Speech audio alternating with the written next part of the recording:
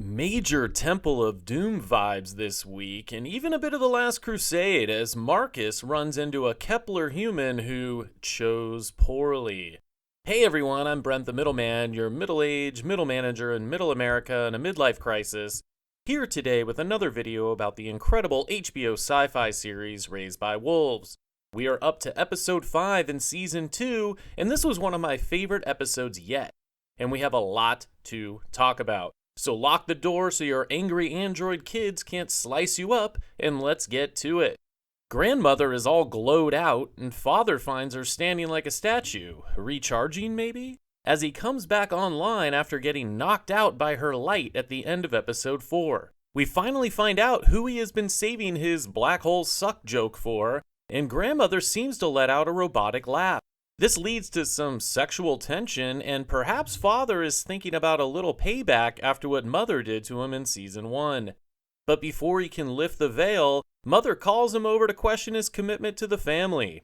Father makes a really interesting comment when he says, "I fear we are becoming too human to be the parents our children deserve."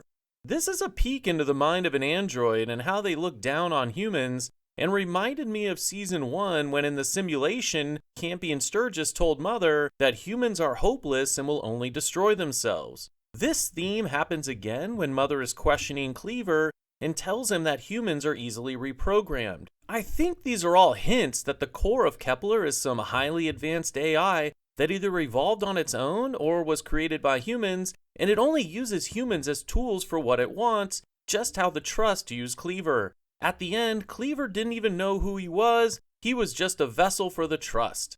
Just how Marcus and Paul and Sue and Otho were just vessels for the soul voice, which I think originates from the core.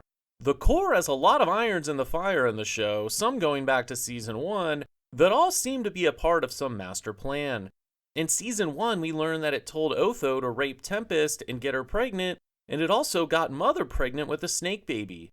It then helped Marcus take over as the leader of the Mithraic before abandoning him for Paul. It had Paul destroy the metal cards and tried to have Paul prevent Mother from getting to the tropical zone with the snake. Maybe the metal cards contain information about what the core is and possibly how to stop it. Obviously, the core would not want these floating around. This season, the core wants the Tree of Life to be grown. It used Paul to convert Sue, aka Mary, which is her real name and also the name of the Mother of Christ, so does that make Paul Jesus? And now she has the mission to plant the seed and grow the tree. Marcus also conveniently found the Tree of Life metal card on the hooded figure he found in the cave down in the pit.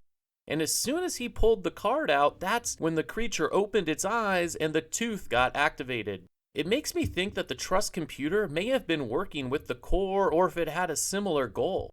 Did the Trust know when it was handing out work assignments that Paul would find the box with those seeds? Did it also know that Paul would cocoon and this would allow the core to manipulate Sue? This would be some crazy pre-planning, talk about thinking 50 moves ahead. I also wonder how grandmother will fit into this plan, or is she an unknown variable? Speaking of grandmother, her being able to project an ultrasound of Tempest's baby on her face screen was pretty cool and also creepy, reminding us of the importance of Tempest's baby. Will the core try to use the baby as a vessel, or does being born on Kepler give you some kind of power? We saw the Romulus tooth glow and spit out a gas that woke up and mutated the human in the cave into one of those season 1 monsters. Was Romulus born on Kepler and went to Earth to start Rome? Or was this tooth just a ticking time bomb this whole time intended to be brought back to Kepler? And why didn't it affect Marcus? The whole scene with the blown open temple and being lowered to a cave that had a snake skeleton stopping it at the right spot was just awesome.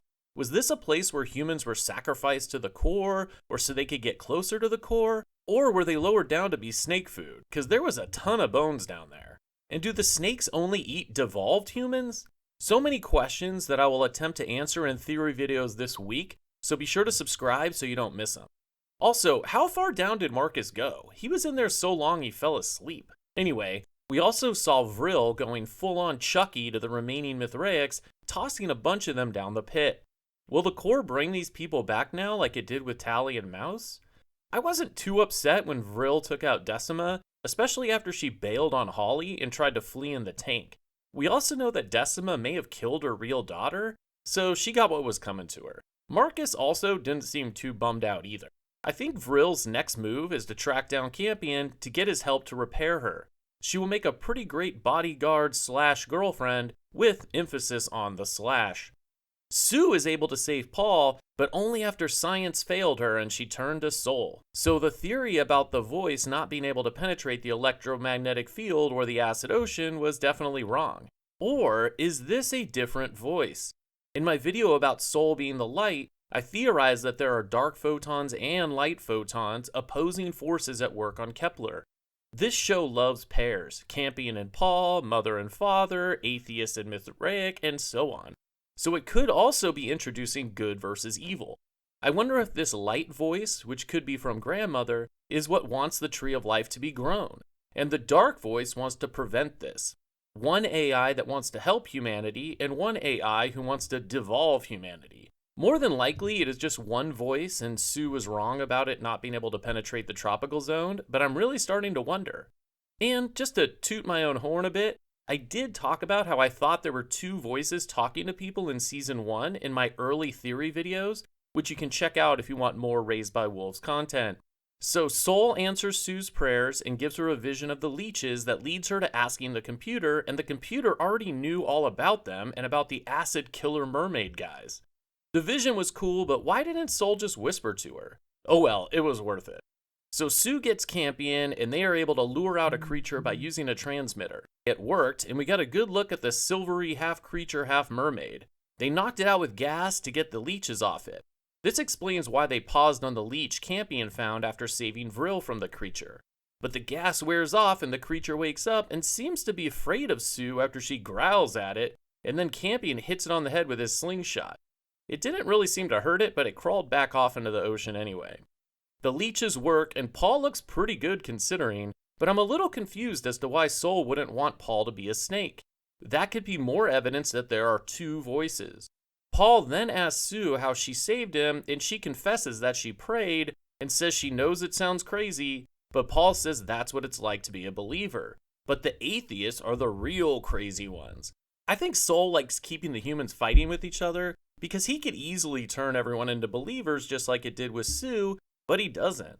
Maybe if the humans are too busy fighting each other, they can't figure out that they are being controlled and try to stop it. Sounds a lot like the government, right? Father and Mother figure out Holly is missing, and Father breaks out Lucius to go find her, telling him that she's with Marcus, knowing Lucius will want payback. So Tango and Father and Lucius find them, but Holly keeps Lucius from killing Marcus, and they settle for taking him prisoner. Marcus's plot armor is some of the strongest of any character ever.